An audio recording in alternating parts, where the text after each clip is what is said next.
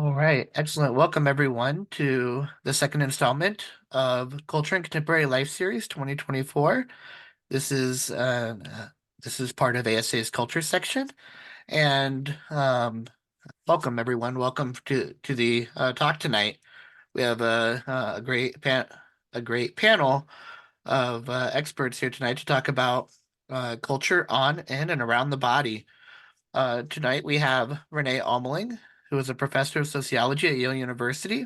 Her primary research and teaching interests are gender, medicine, and reproduction. Using a range of qualitative, historical, and quantitative methods, she examines questions about how biological bodies and cultural norms interact to influence scientific knowledge, medical markets, and individual experiences. We also have Virginia Burnt, who is an assistant professor of sociology at Texas A&M International University. She will also be beginning a new position this fall 2024 as assistant professor of sociology at McDaniel College. Congratulations, Virginia. The core theme among her research is health and illness. In this area, she examines dimensions of reproductive health as it relates to disasters, the environment, the body, and embodiment, provider-patient interactions, and sociological theory. And we have David Lane, who is an associate professor of criminal justice at in the Department of Criminal Justice Sciences at Illinois State University. His research focuses on tattooing, the relationship between disasters and crime, and understanding contemporary social problems. And today, I'm your moderator. I'm an assistant professor of sociology at William Penn University, and co-moderating today is Adriana Munson from assistant professor of sociology from University of Nevada, Las Vegas. So to start off with, I want to start off by asking the question to my panelists: what to you is the body and embodiment? With this question, we'll start off with Renee Almeling. If you want to start, it's one of those questions that I did not have on the list of things that we're talking about tonight. But yeah, I want to start off just by talking about what the body is and what embodiment is to you in your research. Woo, okay, a small question to start off. Michael, let me just say a big thanks to you and Adriana and the others for organizing these sessions. I think it's really nice opportunity for people to kind of come together and hear some conversations that we might not otherwise sort of in the busyness of the semester. Michael did send a very detailed list of questions and that was not on them. So now I'm stalling a little bit as I think about what is the body? I think I'll start out by saying, and then I'm very much looking forward to kind of hearing from Ginger and Dave, their ideas as well. In some ways, so I've been doing work on reproduction, reproductive technologies, and genetic technologies for 25 years now.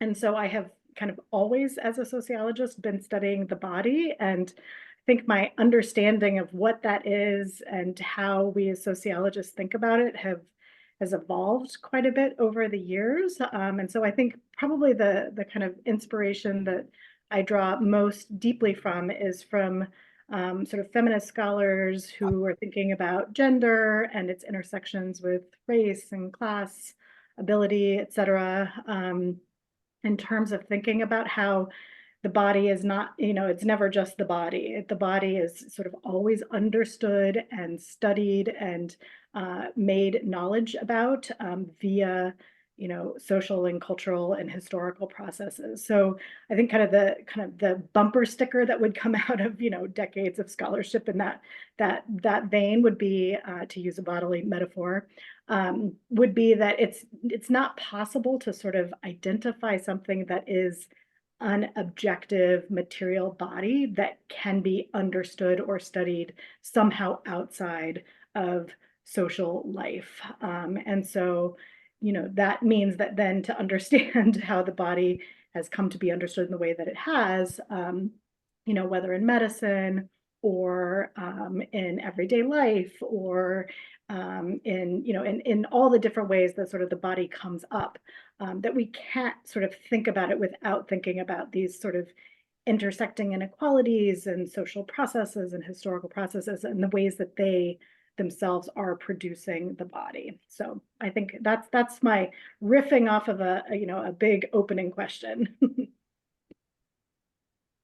Yeah, and we'll go the same order with the first question that I put together. So Junjun.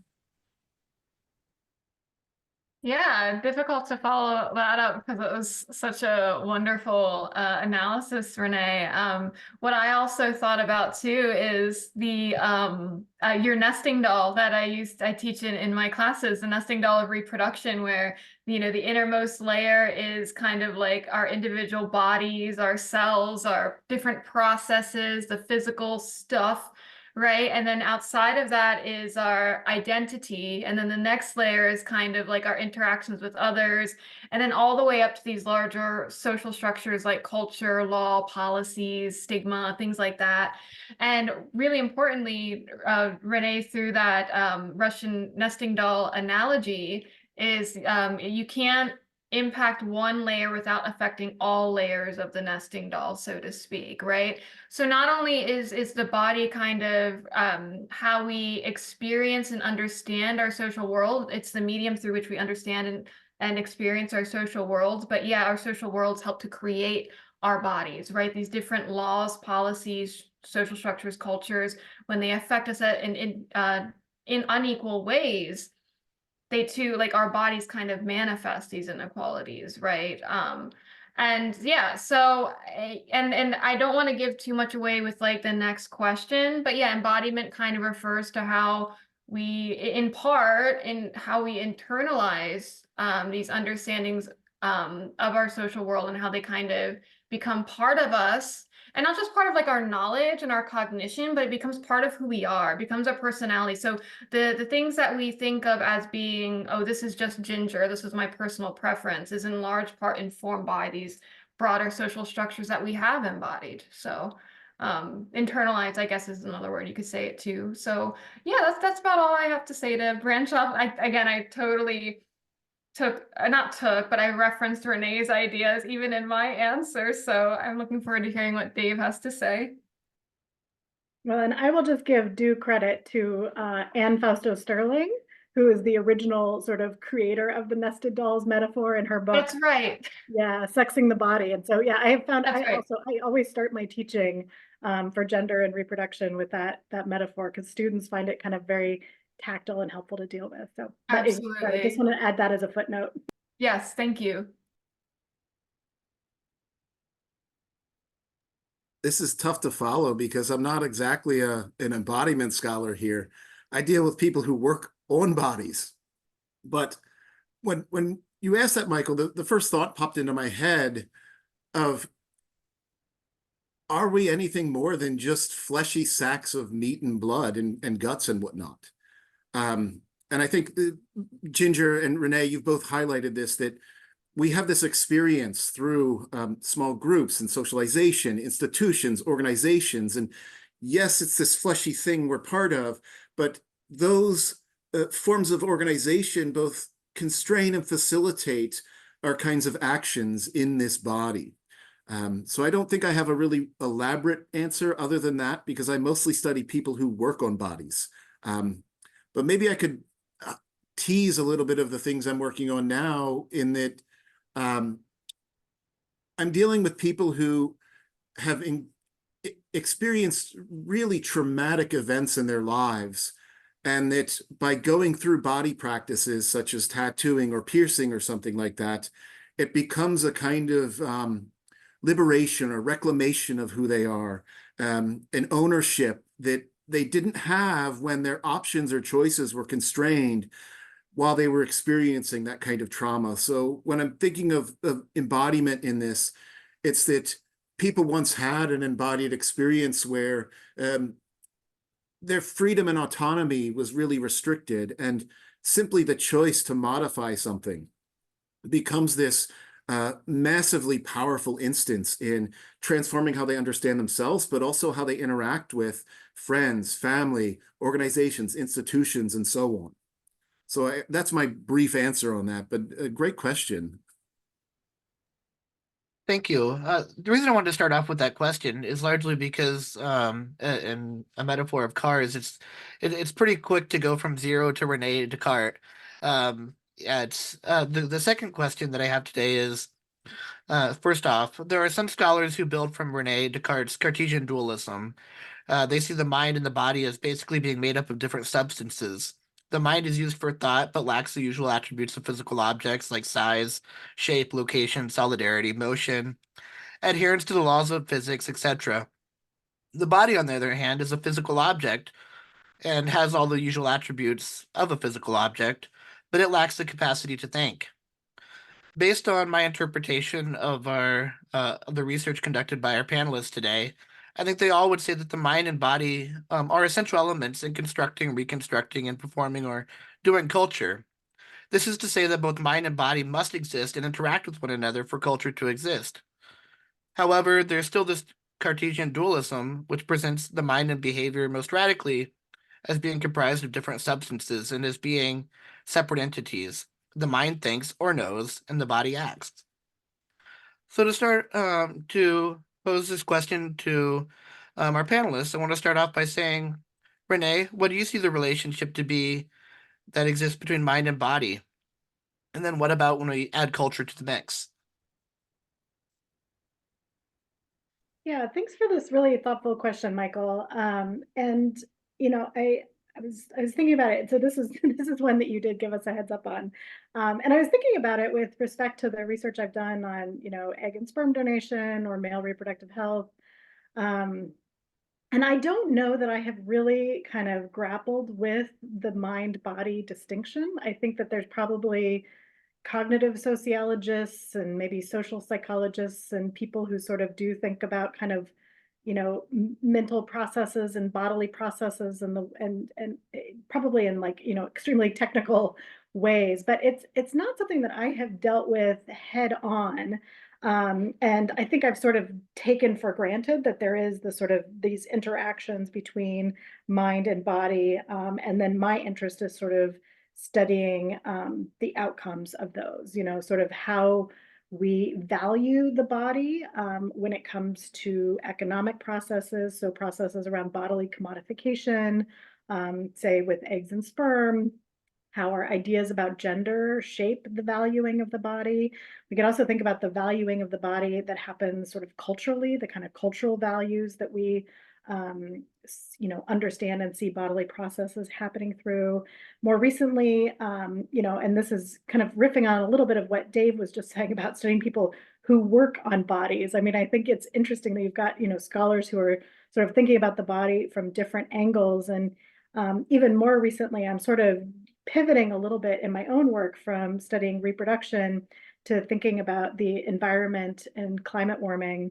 And it's been interesting to me that a lot of the, you know, there's sort of parallel questions that are operating in both of those fields, and they get rooted around sort of an understanding of what's natural. And so that's yet another way we could sort of approach this question about the relationship between the mind and the body. But in reproduction, for example, there's a whole lot of debate about sort of the relationship between bodies and societies in the ways that Gender was talking about with the nested dolls. And in the sort of environmental studies world, they do a lot of thinking about the relationship between nature and societies. And so that was sort of thought of as like these two separate arenas. And of course, you know, they are profoundly interconnected and constructing one another. So I think that's, you know, just kind of as another way of opening up questions about the way we've kind of historically thought about bodies, perhaps, you know, kind of generally in the world of sort of gender and race and medicine and reproduction and, you know, in work and labor. You know, it would be interesting to think about, like, if you think about all the different subfields of sociology, where does the body fit in those? And what kinds of new questions could we ask if we sort of thought about bodies in places that we haven't necessarily thought about them? So just a few thoughts. Ginger, you're up next. Great. And again, thanks for kicking off our thoughts again, Renee. You made some excellent points. And I agree, especially with the notion that, you know, it's not so much the mind-body dualism we encounter as much in sociology. It tends to be more these dichotomies around bodies and culture, materiality and culture, and kind of trying to pit the two against each other. You know, in sociology as a body, like just like we're not quite settled on what a body actually is, we kind of, you know, there's been a historical tendency kind of to avoid materiality in bodies, for fear of coming across too much like a biological reductionist in some ways. But of course, like in terms of like the Cartesian dualism mind-body distinction, you really can't separate the two necessarily. I mean, again, we kind of learn through body, right? That's part of sociological theory, is this kinetic learning through body. And especially the way we can't really quite deny the biological realities of bodies. It's part of how we understand things and make decisions around things. Like a lot of my work on contraceptive decision making, side effects have market effects on our bodies, and that's part of how we make decisions around contraception that's right for us or not right for us. With my work on body art too, it's our physical skin that is inked and pierced, cartilage, things like that, right? But a certain way in terms of like, again, thinking about the mind as thinking and the body as not thinking, I actually ran into this kind of conundrum in my research on contraception and embodied knowledge, where I was going through my interview transcripts. We did a lot of in-depth interviews. All of our participants self-identified as women. And in these interviews, there was a lot of expressed anxieties around side effects, right? Because they've experienced, or they know someone who's experienced negative side effects around pain, menstruation, and mood changes, acne. And these are all very much like they consciously know how this contraception might affect their body, and they understand it that way. But there was also something else where it was verbally articulated as women participants saying, I don't know, I just don't know, it just freaks me out, but I know this contraceptive method is not right for me, right?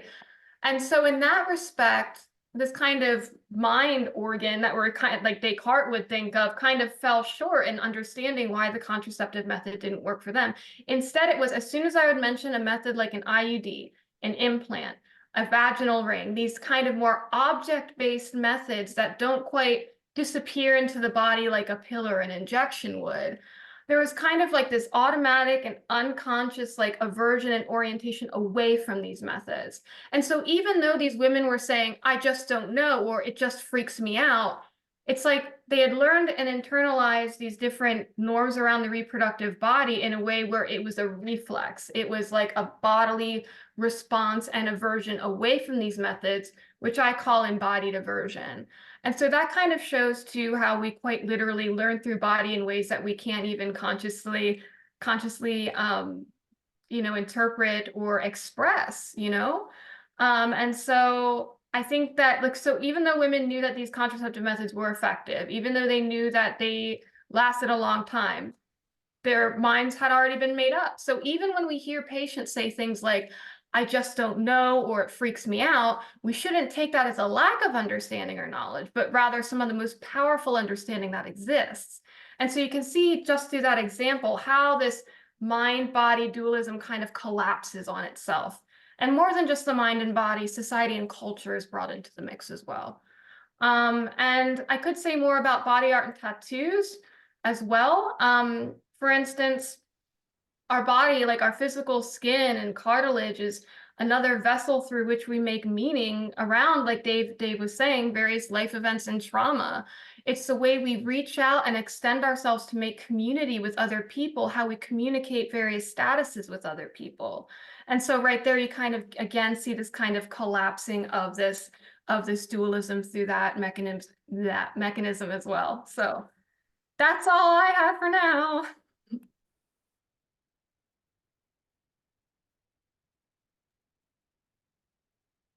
All right. I took a little bit different angle on this question, and I sort of started with culture and the idea that culture is something we have to sort of act towards. In other words, we have to It's the sort of aggregation of human efforts to produce, distribute, and consume something. And I started to think about and revisit some of the interviews that I had done with tattooers, and how did they, in their minds, show some understanding of this mind-body split. And it's pretty clear when you talk to enough tattooers, they all have a conception of the body as a physical thing. And they're working in a situation in which, while the body is a physical thing, that's tied to a very social, active being, a mind. So people obviously occupy these bodies. And in looking back at some of these transcripts, there's a lot of talk and language of the poking and the prodding of bodies, whether the skin's getting clammy. Is it in the right layer of the skin? So did it go in the dermis? Did it go too deep? Did it go too shallow, as I'm thinking about the needle pushing pigments in? And all of that is about purely the body as a physical thing. And at the same time, a lot of tattooers talk about the social experience of helping somebody manage the changes in their bodies while getting tattooed. In other words, it's not fun having somebody poke and prod you. But tattooers develop these sort of social repertoires. Part of their socialization into the job, it's more of that sort of mind of acknowledging somebody actually occupies this physical thing. And even though they're working on physical bodies themselves, tattooers are also attuned to the fact that a lot of their labor involves the social, not just talking to clients and talking them through the process, but how do you develop a reputation? How do you develop a kind of artistic reputation? How do you advertise yourselves? How do you just get clients in the door that are willing to pay money for your services? And that's all social behavior that's learned as somebody starts to enter a job. And we all learn different aspects of this through doing our job. Hence, it's part of the mind. So on the one hand, I started to think about that aspect of tattooing. And then there was this other thought that encroached into my head, was so many people leave the job not because their mind tells them to leave the job, but because their bodies fall apart eventually. The years of holding machines that vibrate, arching your back, leaning over somebody, the body starts to break down and fall apart. And while they might want to continue to tattoo, eventually they're unable to. And then I had this sort of thought of science as a cultural product and the ways in which science has defined tattooed bodies. Really going from a staunchly eugenics criminological perspective to sort of a psychological perspective. Now, I deal a little bit with this because I'm in criminal justice right now, but we don't have to go very far back to see Lombroso or Hooton, Hooton, the criminal anthropologist. We're tying tattoos as evidence of being some kind of biological throwback or whatnot. And obviously it was steeped in sort of racism and anti-immigration sentiments and so on. But criminologists have continued to search for this link between tattooing and crime, and that there's some sort of objective characteristic that we can separate these criminals from the non-criminals. And obviously tattoos are one of those signs. But it doesn't stop with the criminologist. Throughout the 1960s through about the 1980s, there was a bunch of medical research that tied tattoos to the spread of disease, despite the fact that it was actually very rare, and the CDC has limited information about this. But these studies often warned us that people who got tattoos were negligent. They were bad people because they didn't look at the objective evidence about how pathogens spread to bodies, and needles can do this, especially tattoo needles. And in still thinking about this, it doesn't even stop there. Throughout the 90s and early 2000s, there were a number of studies, especially in psychology, that tried to tie the body or some defective part of the brain to problematic behavior, and that tattoos were part of that evidence, in the sense that they would run these really sophisticated statistical tests and say, well, if you've got a tattoo, here's this whole host of problematic behaviors that might be correlated with it. So while we're talking about this mind-brain dualism, it seems like science, at least, and science as a cultural product historically, has really overemphasized tattooed bodies and not the social aspect, the mind part of being tattooed, especially when we look across disciplines. And so that's sort of my brief statement on that.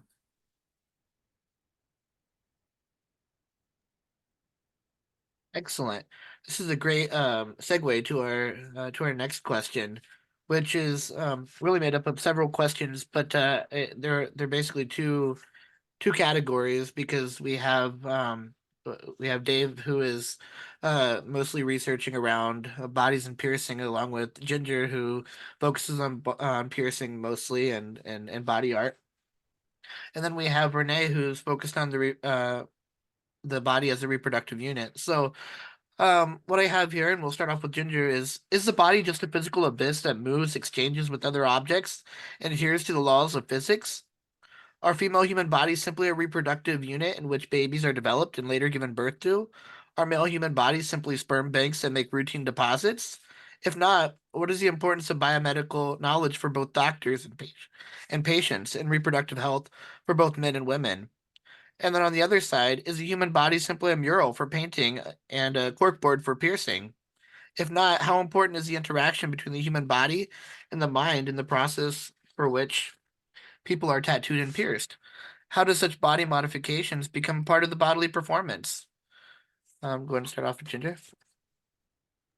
Thanks for those questions, Michael. And like real life, I'm kind of the middle child here, because you know, I do a lot in reproductive health, and you know, I'm starting to develop and cultivate this interest in body art sociologically, you know, not just personally now, but yeah, so like in the realm of reproductive health, it is really important to acknowledge this kind of importance of, you know, biomedical knowledge as well, right? We do tend to focus a lot of our education and things like that around contraception and reproductive health around the biological and the technical, like how long does this contraceptive method last? How does it work? What hormones does it have? And we do indeed find that in one of my other research articles that I authored with Jamie Manzer and Ann Bell, we did find that this relationship between women's technical understandings around their anatomical bodies, like where the vagina and the cervix are, how ovulation works, how menstruation works, all of this kind of biomedical knowledge we've kind of like steered away from, I think. It traditionally, like at least recently in sociology, that was still very important in informing their contraceptive decision making. So yes, we've got like a bunch of research about women's technical knowledge of contraception and their decision making, but not as much about things like menstruation, ovulation, where the vagina and cervix are, things like that. And what's really interesting too is that the culture is still kind of brought into this construction of biomedical knowledge, right? Sex education is seriously lacking in schools. Sometimes it's forbidden. So how are women supposed to learn about it? And then that's not to say nothing of stigma, that even if the education was as open as possible, you still might not want to learn about it because you still might feel grossed out by your own body, right? Especially for women and people assigned female at birth, right? And so, but we also kind of need to leave room as well, not just for biomedical or embodied, but like the kind of mixture of the two I mentioned earlier with the embodied aversion. As for the tattooing and body art side, I really think that it's so interesting. We said, are we just cork boards for piercings and murals for painting, right? It kind of goes to show how the human body is not just a canvas for tattoo artists. In that way, the creation of art through body art is this really interesting reciprocal process, or at least like interpersonal process, rather than just like a moving, living piece of art, right? Because meaning is made through on behalf of the person getting tattooed. It's a kind of conversation, it's a collaboration between the artist and the person being tattooed as well. You're not tattooing a canvas, you're tattooing a human being with a body and a mind as well. And so that was just like a really short answer. Yeah, so that's just like a really, really short answer. So I didn't have as many thoughts written down for that one, and my mind's also kind of blank. So let's see who else, or like what else Yeah, we can Dave. hear here. Yeah, Dave, go ahead. why can't we just be pin cushions or cork boards or whatever? Part of my initial thought to that question is like, is there an idealized version of our bodies, or is this like disciplining us as workers for capitalism? Like you can't do certain things with your bodies while you're on this planet. But a more serious answer involves tattooing and tattoo work in the sense that when we think about the process, and Ginger's already mentioned this, it's kind of interactive between the client and the tattooer. Somebody walks into a tattoo shop or a piercing shop or wherever to have something done to their body. We could even throw in dentists or estheticians or anybody else who does labor around the body, medical doctors. And they've made a series of decisions that they want to have something done to their physical body. And that's a lot of that mind aspect. They've evaluated the size and the shape and the placement of something, which appendage is getting something stuck through it, or and so on. So there's that social aspect, and then there's the more body aspect to it of when someone's undergoing that procedure, especially with things like tattooing and piercing. The practitioners don't have all these magic elixirs and potions that alleviate the pain. They have to go through this and experience the physical reaction, the physiological reaction of their body. And part of that relationship that the tattooer shares with the client is socializing them to understand what their body's going through, but also walking them through that process. It's the same thing for many of us. If we've never physically experienced it the first time, we don't have a frame of reference with which to understand it. It's kind of like Howard Becker talking about smoking pot for the first time, right? To be high, you have to have that sort of frame of reference to understand what it's like to be high. So people will have these physiological reactions, and it's because their bodies are releasing all sorts of chemicals and endorphins. They're reacting to the fact that needles are going into them. And with tattooing, sometimes this goes on for hours. Some anthropological research that's actually really interesting has found that shortly after the tattoo process, the body releases chemicals and endorphins, but also the immune response system, similar to getting a cold. And so the body's reacting to an intruder. Yes, that's the sort of body and a physical thing, but how do you know to separate that from you're getting sick or something else is going on? And that's where it's really important for the tattooer or the practitioner to walk somebody through this process. Now, even though somebody's physically experiencing this, let's say they're getting tattooed for a couple hours, that's a lot of time. It can be pretty boring. You can maybe focus on getting poked with a needle and enjoying being prodded and all the pain associated with it. Or you might be able to engage and learn strategies that maybe alleviate some of that. And things like breathing techniques, or when tattooers tell you, come having been well fed and showered before your appointment. Simple things that change your body, that make the process easier. And then even after the tattoo, there are these physical things that are going to occur. Obviously, the skin's going to take a few weeks to start to really heal, but the long-term healing is 6 months or a year before everything's really settled and done. And if you don't have that sort of social set of meanings with how to understand it, you're going to really struggle going through that process. So that's sort of part of that. Did you want me to address the performance aspect of this now too? Yeah, I think that would be yeah. What do you think in terms of performance with the piercing and the doing of tattooing? Yeah, definitely. I think this would be appropriate time for it. Okay. Oh, and I have another associated thought with which we were just talking about with going through this process. I have this wonderful interview. The pseudonym, he goes by Clifford. He's in the book I wrote, and he's talking about people coming in wanting to be tattooers that aren't heavily tattooed. So they want to learn the job, but they don't have a lot of tattoos. And he said something to the effect of, how do you think you have the right to do that to somebody when you haven't been tattooed there yourself? In other words, how do you deal with a client that's struggling in pain and you don't know what it's like to experience that pain? How do you walk them through that process socially while they're having that biological reaction? Which I thought was a really interesting statement about this sort of mind body and how does a practitioner manage that. Anyhow, the performance part of this.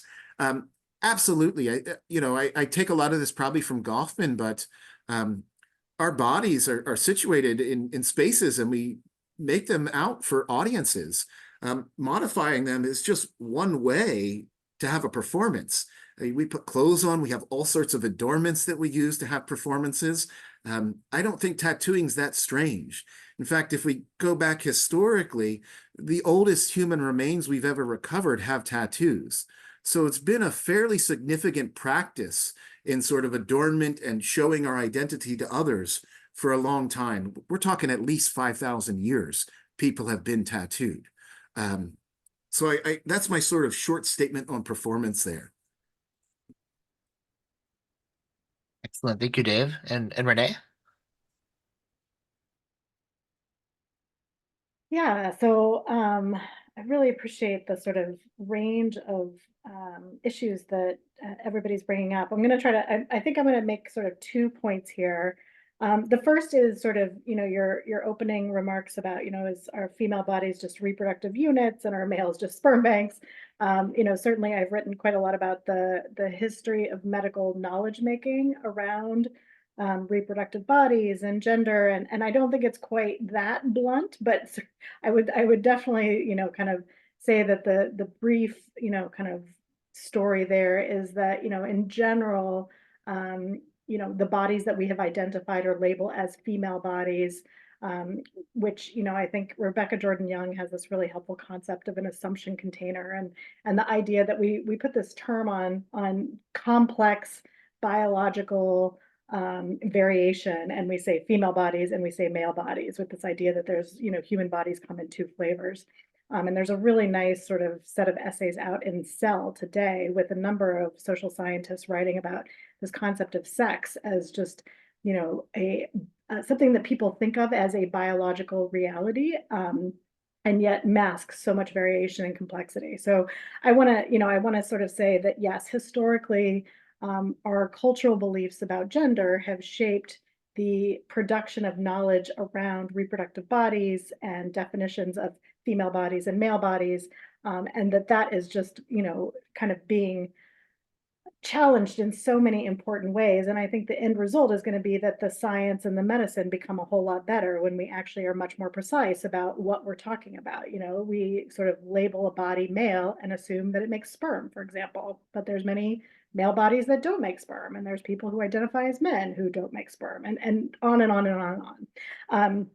So that's sort of my kind of answer about the reproduction. And then gender, I was laughing about your comment about being the middle child. I'm going to like mix metaphor. I'm going to switch lanes. I'm going to talk about sort of the kind of body as a canvas, or and I wanted to kind of roll with that sort of metaphor a little bit and say, it's interesting that in sort of the sociology and anthropology of reproduction, that we don't think, we don't really talk about sort of contraceptive decision making or the decision to use IVF as sort of, kind of creative manipulation of the body. But we could, right? We could think about that as, not taking the biological material that we have and just rolling with it, but that people do engage in a variety of technological and medical and social decisions that involve, manipulating, changing, enhancing their reproductive bodies in various ways. And I think that's an interesting way to think about it. And, it kind of, you can go back to sort of there's sort of a kind of famous way that reproduction scholars think about the emergence of widely available contraception in the 60s as sort of the first time that you can really sort of sever sexual activity, heterosexual activity from reproduction. And that severing of sex and reproduction is sort of in the terms that we're talking about now, sort of a classic example of manipulating the body or doing different things with the body than had been able to be done before. And I think the emergence of reproductive technologies, we could tell the same story, that those are a lot of different forms of technology that people do to make all kinds of decisions about having children or not having children and who they're having children with. And they might be able to have children with different people than they would have been able to previously. Like LGBTQ families are the primary users of sperm banks for example.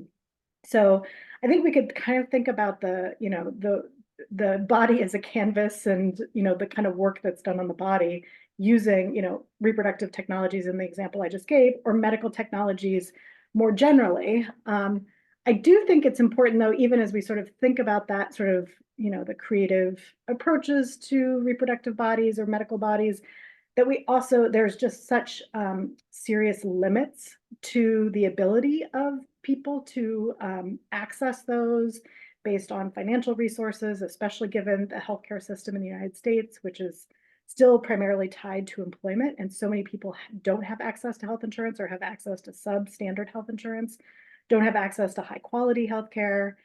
There's still so much that what medical researchers don't know. I mean, we could just look at like long COVID and the kind of complete inability to address this sort of mass disabling event that has happened. And so there's also, even as we sort of think about the kind of creative and interesting uses of medical technologies, we also have to keep in mind just how limited access is and just how limited the knowledge still is. Can I just Excellent. Oh, Can I good. Yeah. jump in real quick? Because this is a cool conversation. And I think what you said about like building reproductive bodies through this technology is super interesting, but who has access to this?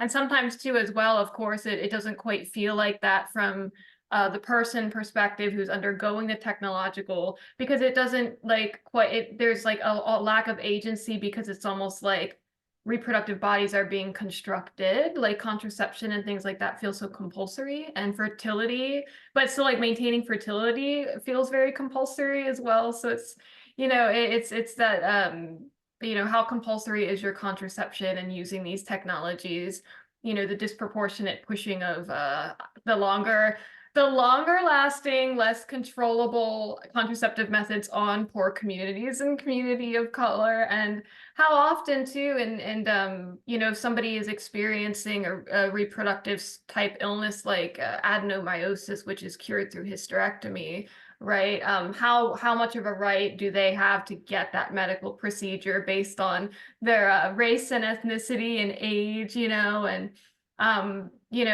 just speaking from personal experience too, having a hysterectomy under the age of 30, I was for adenomyosis. I'm really lucky that the doctor I had was very respectful of my decision making, and the fact that that was a relief kind of speaks volume to how constrained our agency is around that kind of reproductive decision making as well. So I just wanted to piggyback off of that because it's super interesting.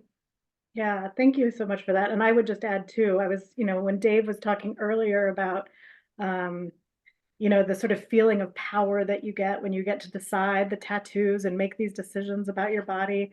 And I was just thinking about sort of, the people who are living in the 14 states in the United States where they don't have access to abortion right now. And people living in many of the other states who don't have access because they don't have providers or the money to pay. And so it's not only, kind of the constraints in terms of sort of people's own decision making about their bodies or their access to their healthcare providers, but these broader laws and policies, which we are just, it's like watching history repeat itself in this country. And I'm still just in a little bit of disbelief that we're moving in this direction with it. So I wanted to kind of expand on that even a little further. Thanks. Oh, and with that question of male or female, I knew that it would instigate a conversation, particularly as a sociologist, looking back at dichotomous models is sometimes irritating, or usually irritating to see, as it's not this or that, it's this and that and then some.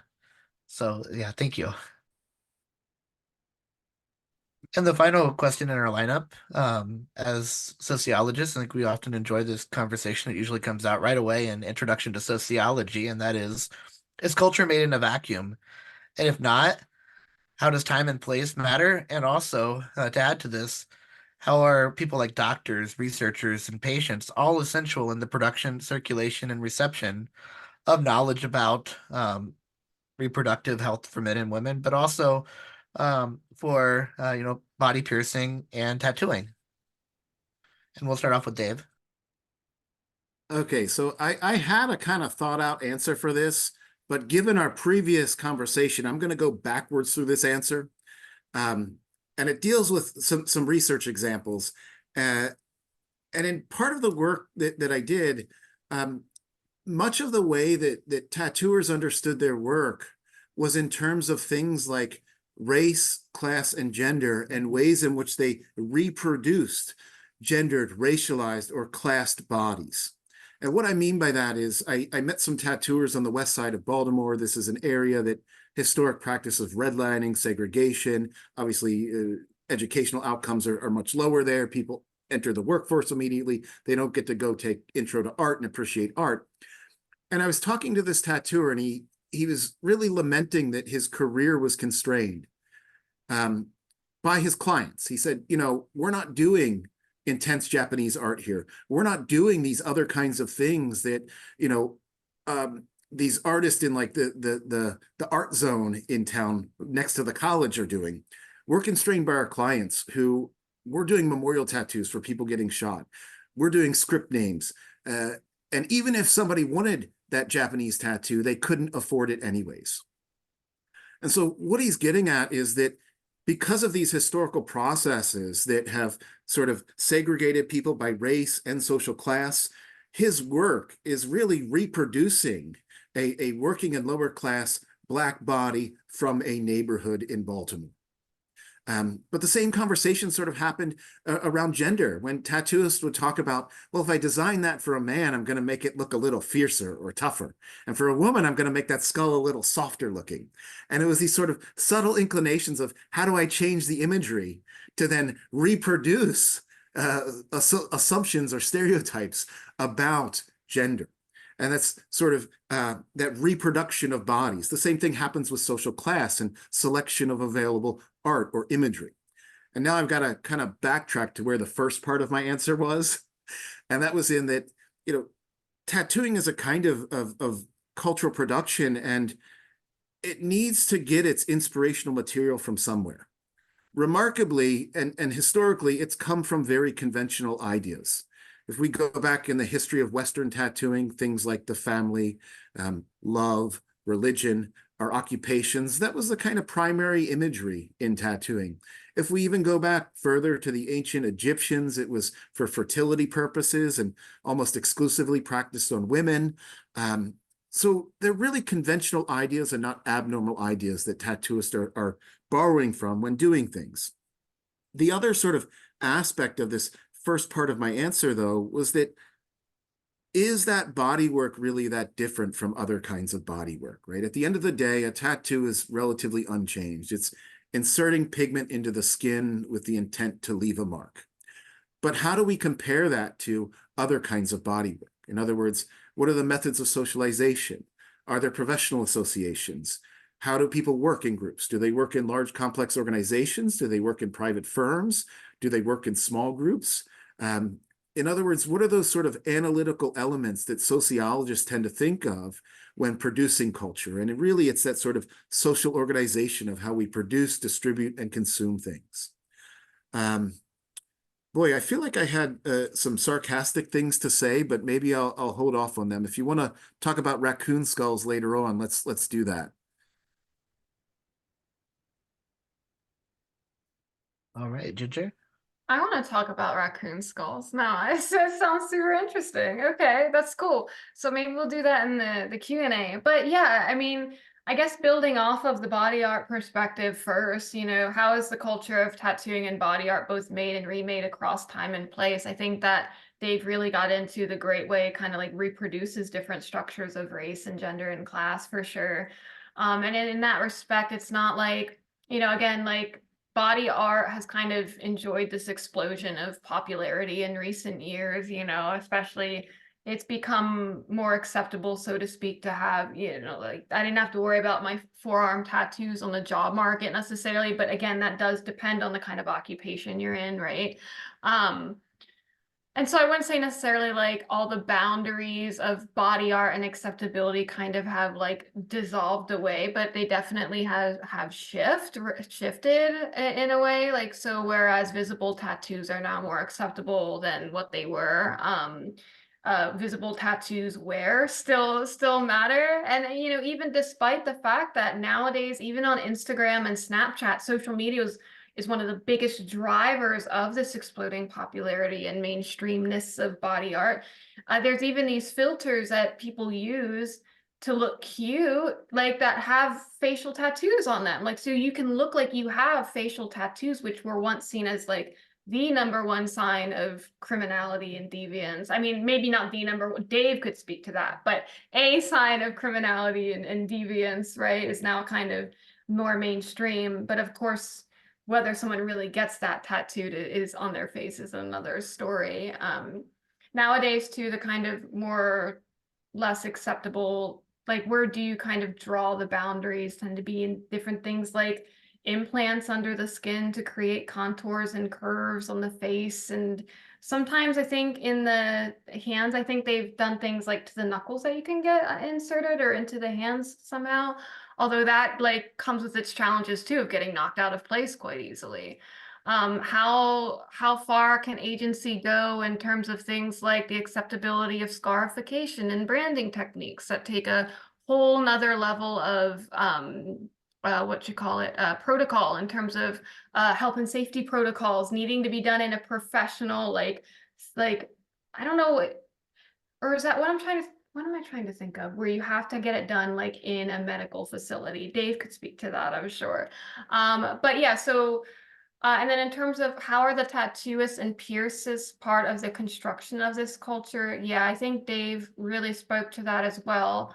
And then the other thing too is we're seeing more of an entree into margin of tattoo artists and body artists of marginalized identity into the field as well. They still face significant barriers in terms of discrimination against femme artists, artists of color, and queer artists as well. But in turn, they've created these kinds of exclusive safe spaces almost, especially queer-owned shops can help with the construction of kind of body-affirming surgery.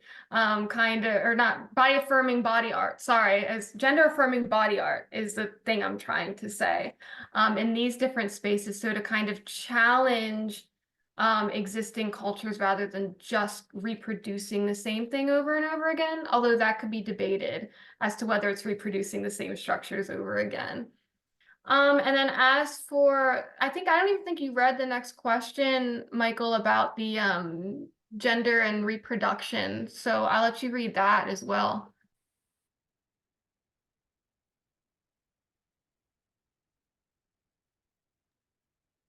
Michael, you're muted.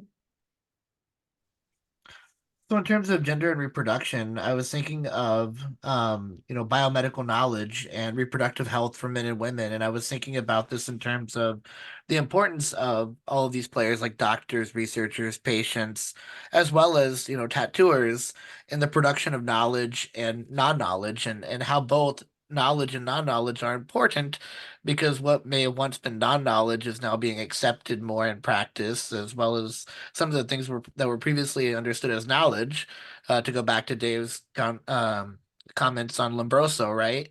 And about how at one time that research would have been, accepted, but was rooted in racism and anti-immigration sentiments. So, yeah, that's what I was focusing on in that question, Ginger. Great. Yeah, I'll just branch a little bit off of that. This kind of speaks to, I mean, I have published on this topic regarding contraception where, there are these knowledge hierarchies in different provider-patient interactions around contraception and reproductive health, where, of course, in a very kind of Mishler way, the voice of medicine dominates the voice of the life world, and their priorities always take precedence. But what I also found too at the same time in that research is that because of the kind of embodiment of these ideals around patient-centeredness and the sincere beliefs that doctors held that they were centering their patients' priorities and needs first and foremost, it kind of disguises the fact that these provider-patient knowledge hierarchies still exist. And research from my colleague, Dr. Eileen Haloka, they do research on social media and knowledge around conditions that are traditionally considered to be reproductive health issues, like endometriosis, for instance, and how how patient communities have become connected with medical providers, like that tend to be more of like more patient-centered on the internet through social media, right? But when they take this medical knowledge to their own providers in real life, this kind of use of social media to augment their knowledge of their condition shifts to a kind of patient blame, a new form of patient blaming, Holoka argues.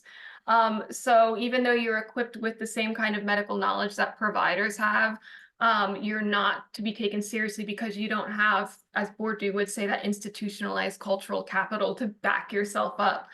There's medical credentials of your own, despite talking to medical providers about it. And so those are just a couple things I wanted to mention before jumping to Renee. Great. So I'm going to kind of riff off you know, how is culture made and who makes it? What are the sort of inputs there? And I'm going to just talk kind of briefly about something I've been sort of thinking about recently with respect to that. And then I do hope there's going to be time for Q&A with, you know, anybody else who wants to ask questions. So, you know, I've been sort of thinking about like, culture, you know, and you asked sort of about how is culture made, and I want to sort of talk about how does culture change? Like, how do we sort of, you know, what is the kind of best available data and theories that we have about how culture changes? And in particular, how cultural changes are then kind of related to policy shifts. And so, you know, I think that we do a whole lot of work to understand how cultural processes shape so many other things, but I don't think we have great theories for the current moment about how we can instantiate sort of cultural and policy change in the places we need it. And so the kinds of things that I'm thinking about are like, you know, we have like all the data and knowledge in the world about poverty, for example. There are so many poverty scholars. And if you sort of track the number of poverty scholars alongside poverty rates, like they probably go side by side, right? So it's not like we need more data that poverty has so many terrible effects. And yet it doesn't show up in the policies that we make. Ditto with, you know, we could go back to the example of abortion. There is so much evidence that people need access to abortion. And to not have access to abortion has economic consequences and bodily consequences and mental health consequences and on and on and on. And it just doesn't matter. It's not showing up in our policy.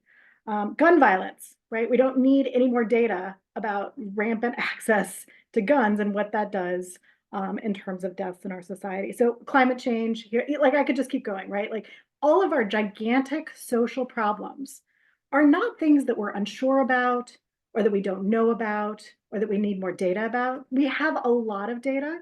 And I think as sociologists, we need to stop just kind of doing the same thing we've always done, which is asking the same questions and collecting the same forms of data. I think we need to add a new question to our research agenda, which is why do we have all the knowledge in the world and we still don't act on it, right? What are the social processes through which we ignore and fail to address all of these gigantic social problems? And certainly cultural processes are a huge part of how we go about ignoring all of these social processes. So there's a little bit, you know, like I was sort of in op-ed writing mode today. And so I'm kind of coming off like this, like, why do we not do anything with all this data we collect? So I apologize for standing up on this soapbox, but I wanted to sort of, you know, put that on the kind of plate, so to speak, of the things that we're talking about here, because I think these are crucial questions. And I just don't think we have a great sort of working operational knowledge of how cultural change happens. I think we need new theories of social power for the current moment, right? Like our kind of general ideas of how you would create change aren't working. So anyway, that's where I'll end. Can I add to that? Renee, thank you, because I have been for the last few months thinking about how do we as a profession reach new audiences? That one of our problems is we're talking to ourselves, but we're only talking to scientists. How do we get in touch with those who are in those places of power that make institutional change, that legislate things for our lives? And my sort of sense is we've done a poor job in training ourselves how to manage that. So thanks. It's just a related thought. Yeah, in some ways it presents us as being somewhat sadistic, right? Like we do all these studies about human society, but very little change has been made from the large amounts of data that has been produced. And you know, bodies are getting tired of being used. And then it, you know, to tie it back to some of the things that have long been talked about is, you know, structure or agency, which takes priority. And then to tie it back to our conversation today, do we control our bodies or are our bodies largely controlled? And if our bodies are largely controlled, there's much more structure than there is agency. But yeah, those are all conversations to continue on with into maybe Q&A or even into future conversations. But I want to open up the floor for Q&A at this point, and if you could raise your hand, we can unmute you, or you may even be able to unmute yourself at this point. So yeah, I'll open the floor up.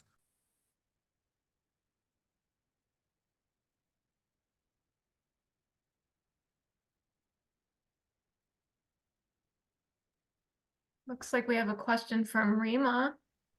Hi. Yeah, sorry, I wasn't sure if I should just go ahead and unmute. Thank you so much for organizing this. Something that has stuck with me over the course of the last hour is, I think, Ginger, maybe you raised this, the debate over what counts as a body. So I'm wondering if you would elaborate a little bit more on that debate. And then also, I'm thinking of it specifically, I do work on social media, so I'm thinking about, also how bodies are mediated through social media. So like people present themselves online, but there's also ways in which the body is not like totally on display, that it can still be communicated on social media. So I'm thinking of it from that perspective, and sort of how the field of social media itself can also impact how we define the body. But maybe if you have some insight about what you were thinking about in terms of that debate, that'd be really wonderful. Yeah. Yeah, thanks for the questions. Again, yeah, I remember doing my dissertation like literature review and basing it very squarely in the literature on the sociology of the body and getting really kind of frustrated because it's like, reading these theoretical analyses of like, oh, do we really know what a body is? And I'm just like, oh man, this is way too deep for me. It's going over my head. But I think like, part of the arguments they're trying to make is the body doesn't, it's formed not just through the act of, being birthed, but it's formed in and through society. For instance, my body today wouldn't exist the way it is without this kind of like overarching structure of gendered expectations around reproduction. And the reason I decided to delay my hysterectomy so long was because of this motherhood mandate where we equate womanhood with motherhood. So the different ways society structures and affects our very bodies, thinking of, especially poor women of color, for instance, how social structures of inequality not only weather their bodies, but how things like lack of financial resources constrain their ability to get like proper sustenance for their bodies. And so their bodies, their bodily systems are all affected by these larger social processes. So our bodies, instead of just existing in a static way, are always in a process of kind of changing and becoming, so to speak. So I think that's what it speaks to mainly. But and then again, like if you think about abortion and contraception, your access to it is informed by things not just like laws and policies, but social stigma, right? If you're not able to discuss things like contraception with your doctor, that affects your very bodily processes of menstruation and ovulation. It helps, society helps to construct our bodies. As for social media, goodness gracious, I think that has a way where it's this, especially for disabled and chronically ill communities, I think that social media is something that has been very pegged very much in virtual spaces historically, have been pegged as separating us and dividing us and distracting us from real life, where these social media spaces are the places where disabled folks can build community that they can't find in physical spaces. And so, you just see these different memes and stuff about, oh, how we're all engrossed in our phones and computers, but that's the safest space for some of us to exist. And so the knowledge you kind of gain from these social media spaces about things like about your chronic illness or disability, how to advocate for yourself when you're interacting with doctors, for instance, different things you can say, different ways to describe your symptoms to doctors to help help them to take you a little bit more seriously. All of these things are ways social media can help construct our experiences, our interactions with providers, which in turn helps to construct our bodies as well. So that was just kind of, I feel like Renee a little bit on the soapbox, but I wanted to say to Renee too, don't get out of op-ed mode. I love teaching and reading your op-ed, so stick with that. But hopefully that answers your questions, Rima. Yeah, thank you so much. Very helpful. You're welcome.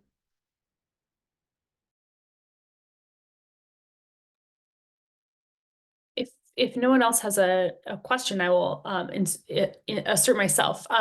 So Renee, I also have really been thinking about this, like how do we kind of explain cultural change? And it's something that I am hoping to kind of work in with my own work on adulthood. But I'm wondering if you or any of the other panelists, have any examples of people who are doing like good work like that. Any or examples, I guess, maybe theoretically of how cultural change happens and then how we as a discipline can work toward that. So questions for the panelists, but also, if anyone else has an idea, I think it's fun to kind of throw some things out, Yeah, thank you so much. I mean, I think I'm gonna recommend like one of the books that I found helpful in this, but not necessarily as an answer of like how does cultural change happen and maybe how can sociologists be more effective at contributing to positive cultural change is sort of the underlying more normative agenda item. But there's a new book. So there's a political scientist named Jacob Hacker, and he was working with a team of folks, and they've put out a new book called American Political Economy. And they don't have all of the answers, but basically the introduction of that book is, political science, which should be the discipline that gives us really kind of good theories and data about how politics happens, has gotten so sort of, kind of like nitty-gritty, micro-focused experiment, like testing the smallest possible question to be able to answer it, surely. And they basically say, like, we don't have any idea about sort of how to create political change now in the 2020s, given corporate power and the decline in union, like union power and like, they sort of the rise or not the rise, but the continuing sort of prevalence of racial inequalities. They name a bunch of the problems that we know exist in order to sort of pose the question of like, how do we create better frameworks for understanding how political change can happen. So they're not quite there at the answer, but I think they're asking the right question. And I think it's a question that we also need to be asking in sociology. And I have not yet decided if I'm going to be doing sort of any like proper, work in this area besides just kind of like screaming into my computer in op-ed form. But I think one of the places I've thought about looking is like looking for, both past examples of successful examples of social change and ones that aren't so far in the past, right? I think we're operating in a different kind of political, economic, social environment now for so many different reasons than even 20 years ago. And so, we could all sort of spell out political polarization and, the different sort of media bubbles and all the things that sociologists study, but putting them together in order to understand better how to be make effective changes, I think is the thing to look at. And so, there's a lot of people who look back to civil rights movement and the changes that came out of that, or the women's rights movements. I've been also sort of looking a little bit at, the shift in smoking rates. So there was, like a huge decline in the number of Americans who smoke cigarettes. And one of the sort of powerful instigators of that was like a policy change where people couldn't smoke in bars anymore. So all of a sudden you have this sort of like, and I haven't looked at this enough to like be able to draw the arrows in the right order, but you have a huge cultural shift where it became like really stigmatized amongst a much broader scope of the population to smoke when everybody started thinking about how that affects, you know, the waiters and the bartenders and the flight attendants. And so that's the kind of thing I'm talking about. Like, it seems like a small thing, and yet it's a huge social shift, huge implications for health inequalities, huge economic consequences. So I think those are the kinds of examples we need. And I'm looking at Monica Kraus because I went to a talk that you gave a couple of years ago at SSHA where you were talking about like the different ways that sort of different model cases become emblematic of certain fields. And I'm like, we need a model case for like now for how to enact cultural change. But anyway, sorry, that was kind of a long answer.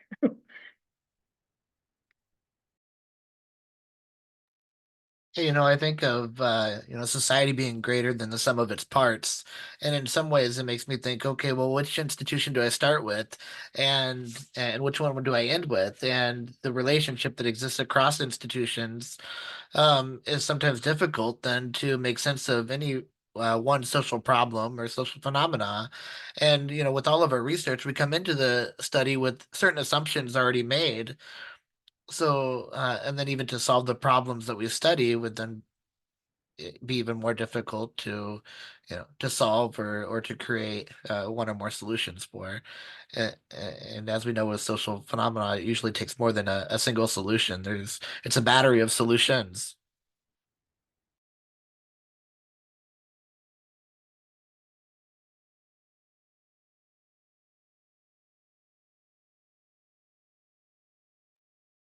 I could just jump into with just like a brief response. I did notice that so, and again, like I know a lot of my answers have kind of been like, oh, medical providers are so constraining, blah, blah, blah, blah. I'm not trying to like bring down medical providers. I was invited recently last year to speak at a workshop on HIV in women, which was largely like a kind of workshop style conference for medical doctors and scientists. And I presented my research on feminist political ecology and how it can inform these findings that my colleagues and I found, this connecting droughts to women's HIV burden globally, where there's this relationship that's mediated by food insecurity, right? And I was thinking, oh, I'll give my little presentation. They're going to be interested more in like the medical developments, blah, blah, blah. They're not going to be very interested in me.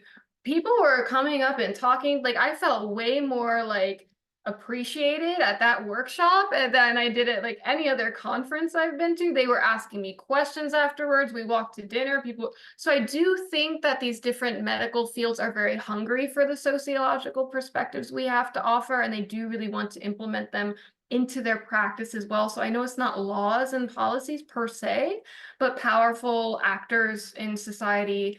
That could be a way to keep getting our feet in the door, so to speak.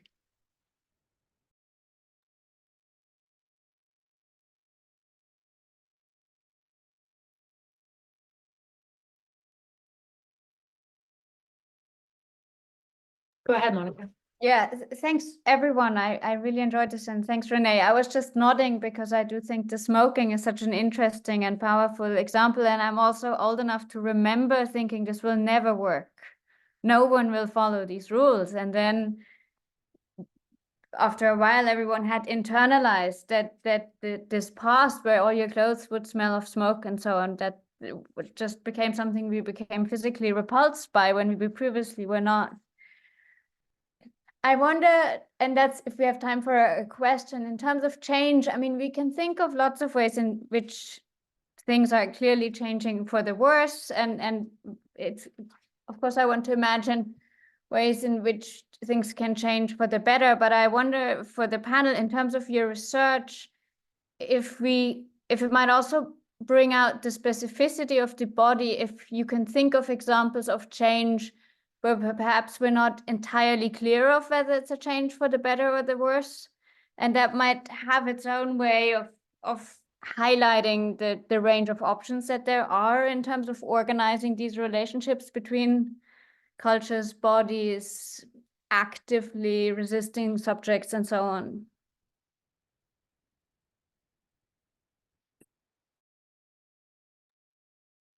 I already have an immediate idea.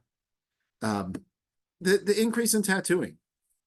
There's some research that shows that some of the pigments are harmful to bodies. They get absorbed into the lymph nodes. Some of them are known to be quite toxic and associated with cancer and whatnot. But we won't have these outcomes for years. Now, maybe it's great that we're that liberated, we can tattoo across more context, but we really actually don't know the harmful effects of so many people being tattooed. It's not like we can look back at smoking and say, you know, a lot of people died early and we knew they were smokers. We don't have that data yet. In my mind, I'm thinking of what are those other iconic sort of cultural problems where we've created change and we didn't know initially, but now we look back and we go, well, yeah. And I think seatbelts is another one of those, right? People were really resistant to seatbelts, and now people get in their cars and don't even question seatbelts. But yeah, when I think of tattooing overall, we really don't know what the outcomes are in so many people being tattooed. And we won't know that until most of us don't exist anymore. So that's an interesting thing going on. Like maybe it's great we're that liberated, but also there could be really adverse long-term health effects that aren't even documented yet. Yeah, I'll jump in next. I think it's such a great question about sort of, you know, if we could sort of fast forward 30 or 40 years, like what kinds of changes are happening with bodies or in bodies that, you know, that we could sort of kind of speculate about now. I mean, I think the two that immediately came to mind for me, and I'm not going to put them in sort of a better or worse category, but just things that are kind of very clearly, you know, affecting bodies, and anything that's affecting bodies is going to ripple out to societies and vice versa back in. And the first one that comes to mind is sort of the huge increase over the course of the 20th century of the number of chemicals and environmental you know, various forms of toxins, that some of which, you know, have been clearly identified as problematic, but there's just the EPA has been so defanged that there's such a huge number of chemicals that are out there and being used in all kinds of ways that probably come together in unpredictable ways that are affecting like bodily health and eggs and sperm and potentially next generations. And so you know, we're kind of all part of a gigantic experiment in which our bodies, you know, not just sort of the inks and things that are happening in tattoos or the different pharmaceuticals and medical, you know, treatments that are used, but, you know, all the other kinds of chemicals that we encounter. So that's one thing that comes to mind. Another one is, you know, very much a social process, which I sort of briefly referenced earlier about sort of the kind of destabilizing of the conceptual, you know, territory around sort of sex and gender. And I think that especially for biomedicine and biomedical research, that sort of throwing into question the idea that there is such a thing as a male body or a female body, and actually saying, you know, if I'm going to do a research study on you know, fertility or cardiovascular disease or whatever, that I have to specify, like, what do I mean by male body? Do I mean like these parts are present and these parts are not, or these bodily processes are there, or these aren't? I think that, you know, the kind of social and cultural efforts to destabilize our understanding of gender and sex as binary, as they continue to make their way into medicine, are going to open up entirely new biomedical research agendas and make people question a whole lot of the things that they have just now taken for granted. And if anybody's interested in that, I think that people doing the best work on this right now are part of the Gender Sci Lab at Harvard, Gender SCI. So, and that's run by Sarah Richardson, and they've just got a whole, you know, interdisciplinary team of folks who are working on a bunch of different issues and thinking about all the ways that our sort of assumptions about sex as binary have shaped the knowledge we've made and the many questions that we need to ask about that, as you know, those assumptions going forward.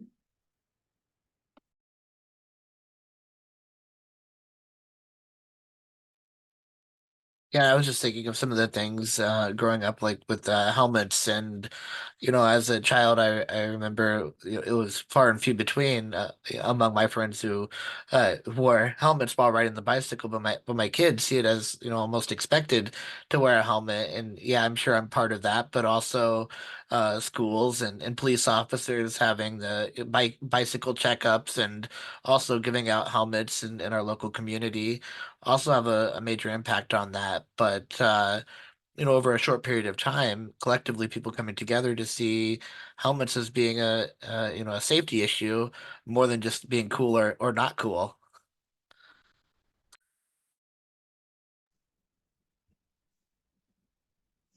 Thought I would just chime Yeah, in go ahead, Jill.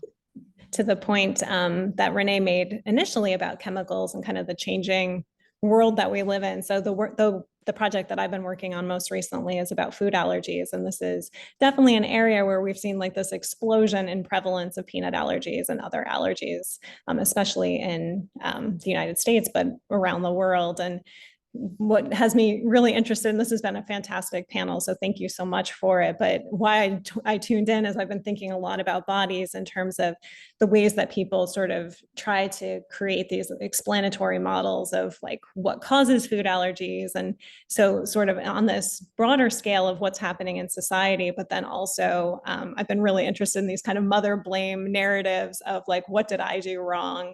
But then also like the next step of, well, my child has this problem with their body. How do I change their body so that they can lead a more normal life?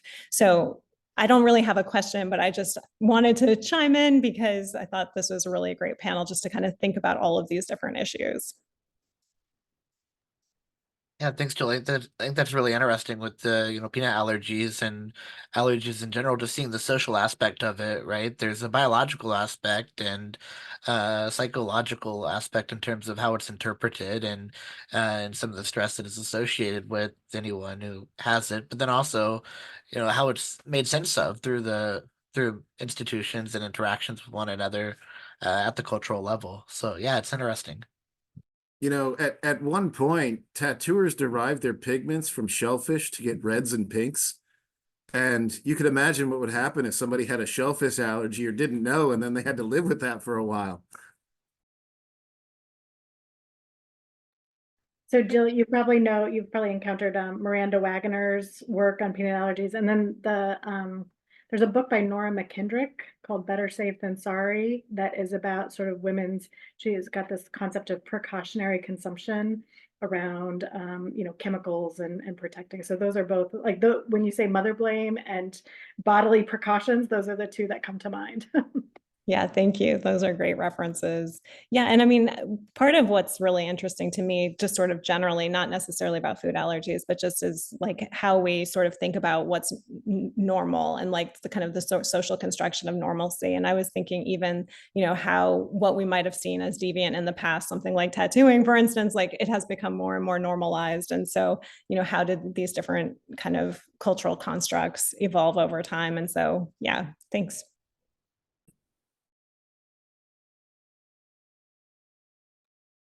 We have time for one more question if anybody else has a question to ask.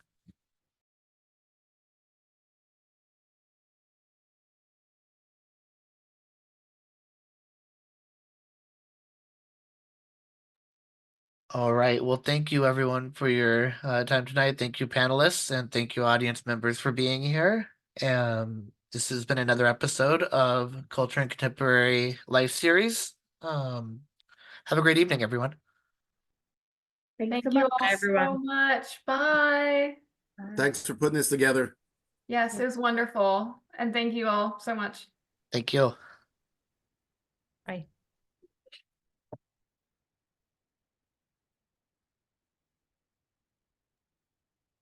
Okay. All right. Thank you, Adriana. Yeah.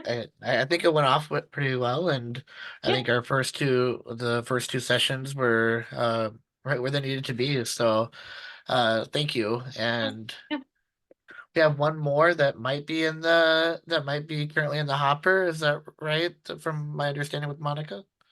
Well, we haven't heard from the two, so I guess we need to check in with the two who were organizing that one, but I honestly forget who they I'll look were. back. Yeah. Yeah, it's fine. I Okay, can look yeah. back. And I remember one was going to take place potentially at ASA, and it wasn't going to be on here. It was job talk, if I remember, or Oh, something related to okay. that. Yeah.